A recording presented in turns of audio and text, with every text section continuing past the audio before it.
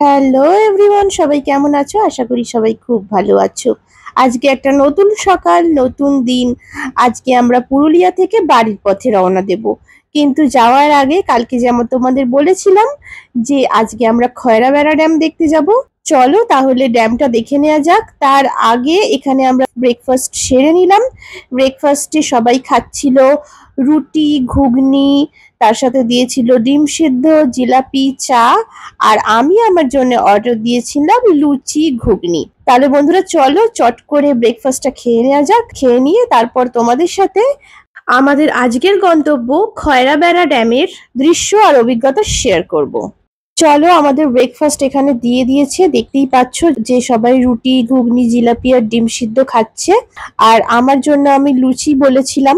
এখানে লুচিটা বেশ ভালোই করেছিল, আমার তো খুব ভালো লেগেছিল। এই দেখো আমার লুচিটাও এসে গেছে, বেশ সুন্দর টেস্ট হয়েছিল লুচিটার।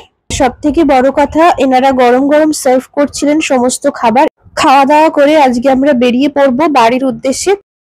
আজকে হচ্ছে শেষ দিন, আমরা আজকে চেক আউট করে যাচ্ছি। যাওয়ার আগে আমরা খয়রাবেড়া ড্যামটা দেখে যাব। তাহলে বন্ধুরা সব কিছুই তোমাদের ব্লগে দেখালাম। যদি ব্লগটা ভালো লেগে থাকে তাহলে লাইক, কমেন্ট, শেয়ার করবেন। আর আমার channel happy with Sanjukta subscribe করবেন। পশ্চিমবঙ্গের পুরুলিয়ার একটি শান্ত পর্যটন কেন্দ্র হলো খয়রাবেড়া ড্যাম, যা তার মনোরম হ্রদ, চারপাশের পাহাড় এবং পরিবেশ অ্যাডভেঞ্চার কার্যকলাপের জন্য পরিচিত। এটি একটি প্রকৃতিপ্রেমীদের কাছে প্রশান্তি এবং অ্যাডভেঞ্চার খোঁজার একটি জনপ্রিয় স্থান। এই অঞ্চলে খয়রাবেড়া হ্রদ, ঘন বন এবং ট্রেকিং এবং ক্যাম্পিং এর সুযোগ রয়েছে, যেখানে ইকো অ্যাডভেঞ্চার রিসর্ট একটি উল্লেখযোগ্য আবাসন। নিচু পাহাড় এবং বনে ঘেরা একটি সুন্দর প্রাকৃতিক হ্রদ, যা পিকনিক এবং নৌকাবিহারের জন্য জনপ্রিয়। খয়রাবেড়া ড্যামের ওখানে গিয়ে শুনলাম যে ওখানে এই রাস্তাটা ধরে সোজা চলে গেলে ছোট মতো যে টিলাটা আছে, সেই টিলাটার ওপরে একটা খুব সুন্দর ওয়াচ টাওয়ার আছে। সেই ওয়াচ টাওয়ারে গেলে খুব সুন্দর প্রাকৃতিক দৃশ্য দেখতে পাওয়া যাবে। কিন্তু এই সোজা রাস্তাটা দিয়ে গেলে এখানে তো গাড়ি উঠবে না, এখানে একমাত্র বাইক কি মানুষ পায়ে হেঁটে যেতে পারবে। তারপরে এরকম একটা ছোট পাহাড়ে পায়ে হেঁটে কিছুটা গেলেই একটা ওয়াচ টাওয়ার দেখা যাবে। সেই ওয়াচ টাওয়ারে গেলে প্রাকৃতিক সৌন্দর্য দেখা যাবে।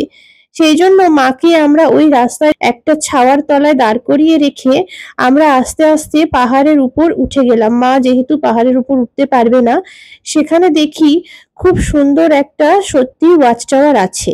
তারপরে আমরা ওয়াচ টাওয়ারটা দেখতে গেলাম। দেখো ওই দূরে ওয়াচ টাওয়ারটা দেখা যাচ্ছে। খুব সুন্দর একটা পাহাড়ি পথ বেয়ে আমরা ওয়াচ টাওয়ারের দিকে এগিয়ে গেলাম। এই হলো সেই ওয়াচ টাওয়ারটা। ওয়াচ টাওয়ারের উপরে উঠে যেমন খুব সুন্দর প্রাকৃতিক দৃশ্য দেখা যাচ্ছিল, তেমনি দেখলাম যে ওয়াচ টাওয়ারের পাশ দিয়ে আর একটা রাস্তা উঠে এসছে, যেটা গাড়ি চলাচল করছে। আর সেই রাস্তাটা গাড়ির মাধ্যমেই ডাইরেক্ট ড্যাম থেকে পাহাড়ের উপরে ওয়াচ টাওয়ারে আসা যাবে। সেই জন্য আমরা গাড়ির ড্রাইভারকে বললাম মাকে নিয়ে এই রাস্তা ধরে ওয়াচ টাওয়ারের সামনে চলে আসতে। আমাদের ড্রাইভার দাদা গাড়ি করে ওয়াচ টাওয়ারের সামনে চলে এলেন।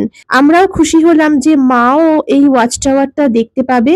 তার কারণ এই ওয়াচ টাওয়ার থেকে চারিদিকের প্রাকৃতিক সৌন্দর্য অসাধারণ দেখতে লাগছিল, যার কোনো তুলনাই নেই। আমরা খয়রাবেড়া ড্যাম দেখে চলে এসেছি।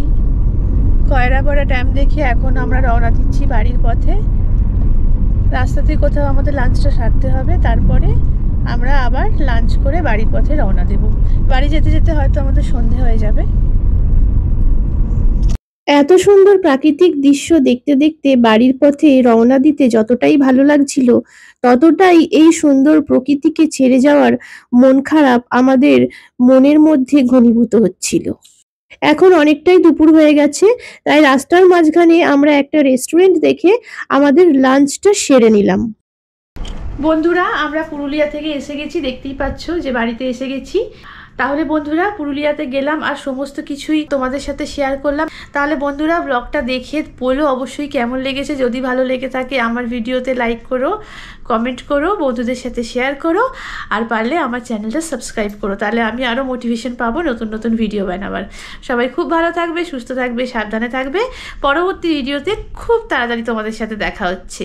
টাটা, বাই বাই, সবাই খুব ভালো থেকো।